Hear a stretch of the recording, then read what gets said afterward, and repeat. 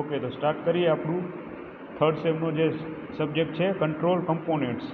તો સૌથી પહેલાં તો આપણે જે જીપીયુમાં સિલેબસ જે છે એ આજે ડિસ્કસ કરીએ. ઓકે, તો આપણું જે છે યુનિવર્સિટી ગુજરાત ટેકનોલોજીકલ યુનિવર્સિટી, બરાબર, તો એણે જે આ આપણો સબ્જેક્ટ છે કંટ્રોલ કમ્પોનેન્ટ્સ, બરાબર, તો એનો ડિટેલ સિલેબસ કે કેટલું આપણે આ સેમેસ્ટરમાં ભણવાનું છે તો એ આપણે ડિટેલ સિલેબસ આજના લેક્ચરમાં ડિસ્કસ કરીશું. ઓકે, તો આપણે સબ્જેક્ટનું નામ છે કંટ્રોલ કમ્પોનેન્ટ્સ અને એનો સબ્જેક્ટ કોડ છે 433-1702. ઓકે, આપણે જે વિષયનું નામ છે કંટ્રોલ કમ્પોનેન્ટ્સ અને એનો વિષય કોડ છે 433-1702. ઓકે, ચાલો ડિટેલમાં જોતા જઈએ. બરાબર, આવી રીતે આપણે જ્યારે લેક્ચર હશે ત્યારે આવી રીતના હું PDF શેર કરીશ, બરાબર, અને આપણે આવી રીતના ઓનલાઈન સ્ટડી કરશું. ઓકે, તો જે છે ટીચિંગ સ્કીમ અને એક્ઝામિનેશન કઈ રીતના છે એ આપણે જોઈ લઈએ. બરાબર, તો આપણે જે છે 70 માર્કનું જે ફાઇનલ એક્ઝામ હશે ત્યારે જીટીયુની ફાઇનલ એક્ઝામ હશે ત્યારે જે 70 માર્ક્સનું જે છે પેપર આપવાનું રહેશે. બરાબર, ફાઇનલ જ્યારે સેમેસ્ટર પતી જશે પછી તમારે 70 માર્ક્સની આ વિષયની પરીક્ષા આપવાની રહેશે. બરાબર, અને 30 માર્ક્સ આપણે અહીંયા મિડ સેમના જે મિડ સેમનું પેપર લેવાશે, બરાબર, તો 30 માર્ક્સ એના, બરાબર, તો એવી રીતે માર્ક્સનું જે છે ડિસ્ટ્રીબ્યુશન છે. Okay, clear. 70 માર્ક્સ આપણે જે ફાઇનલ એક્ઝામ હશે જીટીયુની ત્યારે 70 માર્ક્સનું પેપર આવશે તો ત્યારે એ તમારે પરીક્ષા આપવાની રહેશે અને પાસિંગ માર્ક્સ એમાં 23 લઈ આવવાના રહેશે. બરાબર, ટોટલ 1 થી 5 પ્રશ્ન હશે. ક્વેશ્ચન 1 એમાં 3, 4 અને 7 એવી રીતના પ્રશ્ન પૂછાશે. બરાબર, એક પ્રશ્ન 3 માર્કનું, બીજો પ્રશ્ન 4 અને ત્રીજો પ્રશ્ન જે છે એ 7 માર્ક્સનું. એવી રીતે 1, 2, 3, 4, 5. બરાબર, તો ફાઇનલ એક્ઝામમાં એવી રીતના પૂછાશે. બરાબર, ચલો નેક્સ્ટ જોઈ લઈએ.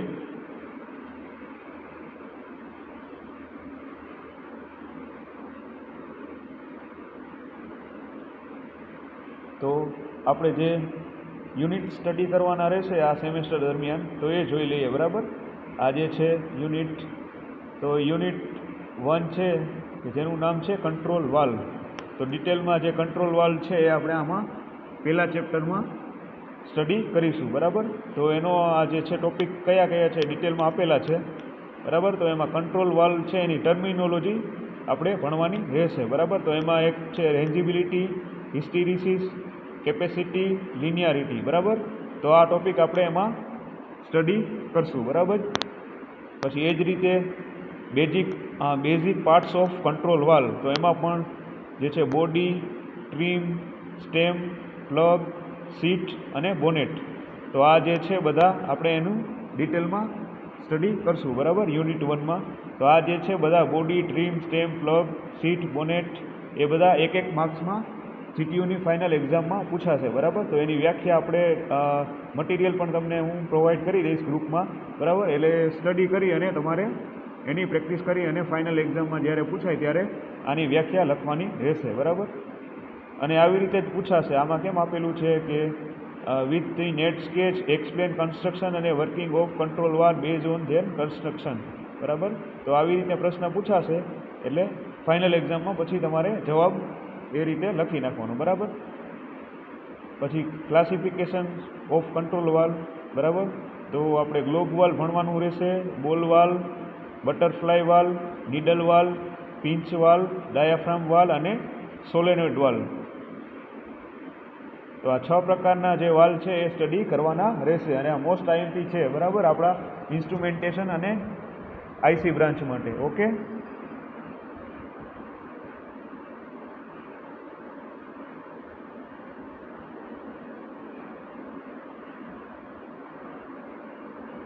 ચલો નેક્સ્ટ એમાં જોઈ લઈએ. બરાબર છે, પછી એમાં છે આપણે કન્સ્ટ્રક્શન અને working of I to P converter અને P to I કન્વર્ટર આપણે ડાયાગ્રામ સાથે ડિટેલમાં સ્ટડી કરશું. પછી ફંક્શન ઓફ એક્ચ્યુએટર, પછી ક્લાસિફિકેશન ઓફ એક્ચ્યુએટર, બરાબર. તો એ બધું આપણે ડિટેલમાં સ્ટડી કરશું, બરાબર. પછી આવશે એક્ચ્યુએટર, તો એના જે ટાઈપ છે ઇલેક્ટ્રિક, ન્યુમેટિક અને હાઇડ્રોલિક, તો એ 3 પ્રકાર છે એ આપણે ડિટેલમાં સ્ટડી કરશું, બરાબર. પછી પોઝિશનર આવશે, તો એનું પણ આપણે ન્યુમેટિક અને ઇલેક્ટ્રો ન્યુમેટિક 2 પ્રકારના પોઝિશન આપણે સ્ટડી કરવાના રહેશે, બરાબર. પછી છે flow characteristic of control valve, તો આ જે છે મોસ્ટ IMP છે, વારી ઘડીએ પરીક્ષામાં પૂછાતું હોય છે, બરાબર, કે flow characteristic of control valve, તો એમાં લિનિયર આવશે, ઇક્વલ પર્સન્ટેજ અને ક્વિક ઓપનિંગ, બરાબર છે. તો આ જે ટોપિક છે એ આ જે યુનિટ છે ચેપ્ટર, એનો મોસ્ટ IMP ટોપિક છે, બરાબર, flow characteristic of control valve. તો એમાં લિનિયર, ઇક્વલ પર્સન્ટેજ અને ક્વિક ઓપનિંગ આપણે ડિટેલમાં સ્ટડી કરશું, બરાબર. તો આ કેમ આપેલું છે 1P with the net sketch explain flow characteristic of control valve. તો પરીક્ષામાં આવી રીતે જ પૂછાશે, બરાબર, પ્રશ્ન કે સમજાવો flow characteristic of control valve, બરાબર. ઇંગ્લિશમાં પણ પ્રશ્ન આપેલો હશે અને ગુજરાતીમાં પણ આપેલા હશે, બરાબર. પછી જે છે maintenance procedure of control valve અને કેલિબ્રેશન પ્રોસિજર, બરાબર. તો આ થઈ ગયું આપણું ફર્સ્ટ ચેપ્ટર, બરાબર. પેલું જે ચેપ્ટર છે એમાં આટલું આપણે સ્ટડી કરવાનું રહેશે. ઓકે. હવે એના કેટલા માર્ક્સ છે, બરાબર, એ સ્ટડી કરી લઈએ. તો જે આ કંટ્રોલ વાલ્વ છે પેલું યુનિટ, બરાબર, તો એના ટોટલ 24 માર્ક છે. એટલે આ કંટ્રોલ વાલ્વનું જે ચેપ્ટર આપણે ભણશું તો એમાંથી 24 માર્ક્સનું જે ફાઇનલ એક્ઝામ 70 માર્કની આવશે GTUમાં, તો એમાંથી 24 માર્ક્સનું પૂછાશે, બરાબર. એટલે આ જે પેલું ચેપ્ટર છે એ મોસ્ટ IMP છે, એટલે એમાં વધારે આપણે ધ્યાન આપશું. ઓકે. અને બીજું ચેપ્ટર છે ન્યુમેટિક કમ્પોનેન્ટ્સ, તો એના જે છે 8 માર્ક્સ છે, બરાબર. એટલે આ જે બીજું ચેપ્ટર છે ન્યુમેટિક કમ્પોનેન્ટ્સ, એના 8 માર્ક્સ છે. એટલે એ એકદમ નાનું ચેપ્ટર છે, એટલે એના 8 માર્ક્સ છે. પછી ત્રીજું ચેપ્ટર જોઈએ ઇન્ટ્રોડક્શન ટુ ગિયર, તો એના 10 માર્ક્સ છે, બરાબર. પછી ચોથું જે યુનિટ છે ઇલેક્ટ્રિકલ કંટ્રોલ કમ્પોનેન્ટ્સ, તો એના 14 માર્ક્સ છે.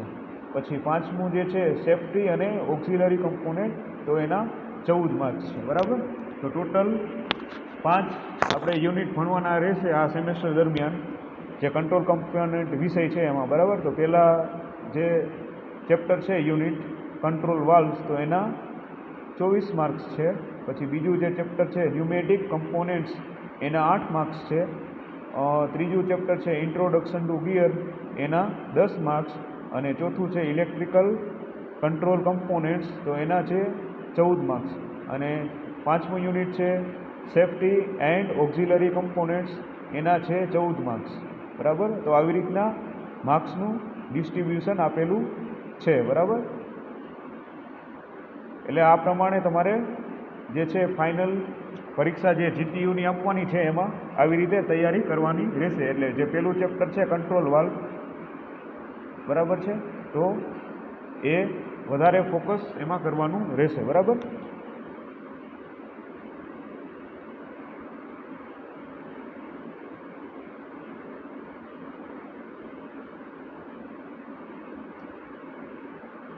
હવે આના માટે તમારે કોઈ બુક વાંચવી હોય, બરાબર, તો એ પણ આપેલું છે, બરાબર. તો પેલી જે રેફરન્સ બુક આપેલી છે કંટ્રોલ સિસ્ટમ કમ્પોનેન્ટ, અને એના ઓથર છે ગિલ્સન અને ટ્યુટર, બરાબર. અને જે પ્રકાશન હોય એ મેગ્રુ અને હિલ્સ. તો તમે વધારે કંઈ સ્ટડી કરવું હોય તો આ બુક્સ પણ લઈ શકો, બરાબર, અથવા તો ઓનલાઈન પણ જોઈ શકો. બીજી પણ રેફરન્સ બુકનું નામ આપેલું છે કંટ્રોલ સિસ્ટમ કમ્પોનેન્ટ, જે MD દેસાઈ ઓથર છે, બરાબર, PHI ઇન્ડિયાનું પ્રકાશનનું છે. પછી ત્રીજું છે સર્વો મિકેનિઝમ પ્રેક્ટિસ, એડિટ અને સાવંત, જે પણ મેગ્રુલ અને હિલ જે પ્રકાશન છે એની બુક તમે જોઈ શકો. પછી ચોથું છે control system component, B Chatterjee, જે ખાન પબ્લિકેશનનું છે, તો આ પણ તમે રેફરન્સ તરીકે આમાં વાંચી શકો, બરાબર વધારે.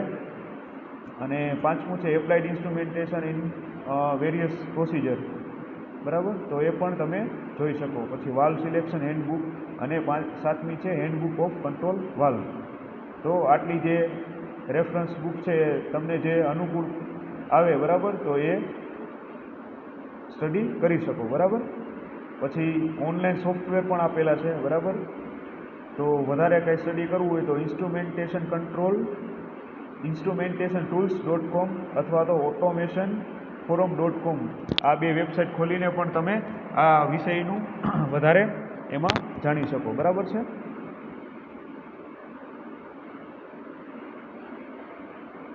ઓકે, તો આટલું ક્લિયર થઈ ગયું.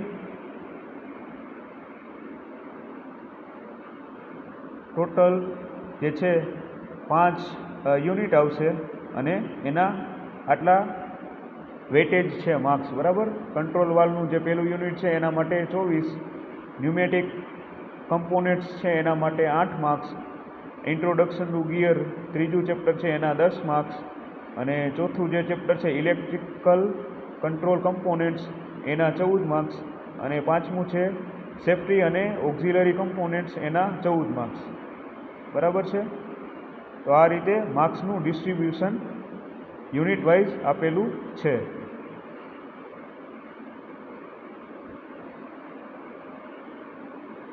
બરાબર છે. તો યુનિટ 2 ડિટેલ એમાં જોઈ લઈએ એના ટોપિક ને બધું. તો યુનિટ 2 છે ન્યુમેટિક કમ્પોનેન્ટ્સ, તો એના સબ જે ટોપિક છે એ આપણે સ્ટડી કરવાના રહેશે.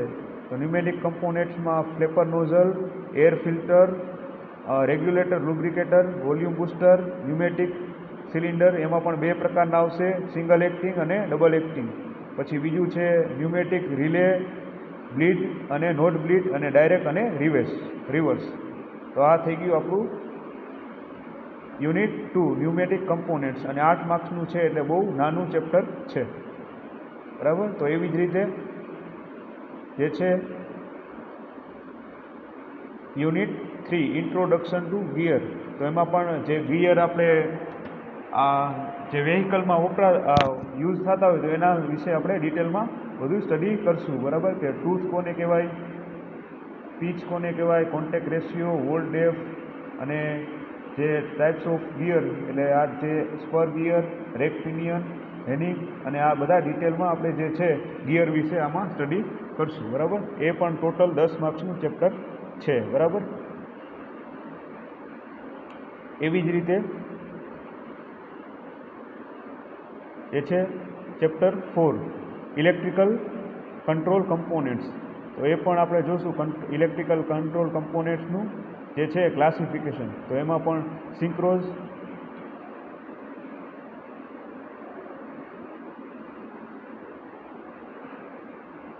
ઓકે, જે ઓનલાઈન અત્યારે જોઈન થયા છે, બરાબર. તો આપણે અત્યારે જે કંટ્રોલ કમ્પોનેન્ટ્સ છે વિષય, એના ડિટેલ સિલેબસ જે છે આપણે ડિસ્કસ અત્યારે કરીએ છીએ, ઓકે. તો યુનિટ જે 4 હતું ઇલેક્ટ્રિકલ કંટ્રોલ કમ્પોનેન્ટ્સ, તો એમાં ડિટેલમાં આ સબ ટોપિક આપણે બધા સ્ટડી કરશું, બરાબર. સિંક્રોઝ, રિઝોલ્વર, પછી સર્વો મોટર, એમાં એસી સર્વો મોટર, ડીસી સર્વો મોટર, આ જે છે બે મોસ્ટ આઈએમપી છે, આપણે ફાઇનલ એક્ઝામમાં પૂછાતા હોય છે, બરાબર. સ્ટેપર મોટરમાં પણ આપણે જોશું વેરિયેબલ રિલેક્ટેશન, પરમનન્ટ, મેગ્નેટ અને હાઇબ્રિડ, ઓકે. તો ચોથા ચેપ્ટરમાં આપણે આટલું સ્ટડી કરવાનું રહેશે ડિટેલમાં, ઓકે. એવી જ રીતે જે છે પાંચમું ચેપ્ટર સેફ્ટી અને ઓક્ઝિલરી કમ્પોનેન્ટ, તો એમાં પણ જોશું different types of relay, contractor, switch, બરાબર. તો એમાં પણ electromagnetic relay, solid state relay, પછી કોન્ટ્રાક્ટર, પછી અલગ અલગ સ્વિચીસ, જેમાં એસપીડીટી, આ જે છે એ આપણે ડિટેલમાં સ્ટડી કરશું, ઓકે. તો આ થઈ ગયું આપણું detail syllabus of subject control components, બરાબર. તો આના 5 યુનિટ છે, બરાબર. Unit 1 control valve, unit 2 pneumatic components, unit 3 introduction to gears, અને યુનિટ 4 ઇલેક્ટ્રિકલ કંટ્રોલ કમ્પોનેન્ટ્સ, અને યુનિટ 5 સેફ્ટી અને ઓક્ઝિલરી કમ્પોનેન્ટ્સ અને એનો ડિટેલ માર્ક્સ ડિસ્ટ્રીબ્યુશન, બરાબર. કંટ્રોલ વાલ્વનું જે છે 24 માર્ક્સ છે ટોટલ. ઓકે, જે કંટ્રોલ વાલ્વ છે એના 24 માર્ક્સ, ન્યુમેટ્રિક કમ્પોનેન્ટ્સના 8, ઇન્ટ્રોડક્શન ટુ ગિયર એના 10 માર્ક્સ, અને ઇલેક્ટ્રિકલ કંટ્રોલ કમ્પોનેન્ટ્સ છે એના 14, અને 5મું યુનિટ છે સેફ્ટી અને ઓક્ઝિલરી કમ્પોનેન્ટ્સ એના જે છે 14 માર્ક્સ. બરાબર છે. આઈ હોપ સિલેબસનું જે છે એ બધાને ક્લિયર થઈ ગયું હશે. બરાબર. તો આજના લેક્ચરમાં આટલું રાખીએ. નેક્સ્ટ લેક્ચરમાં ડિટેલમાં આપણે સ્ટડી કરશું. ઓકે.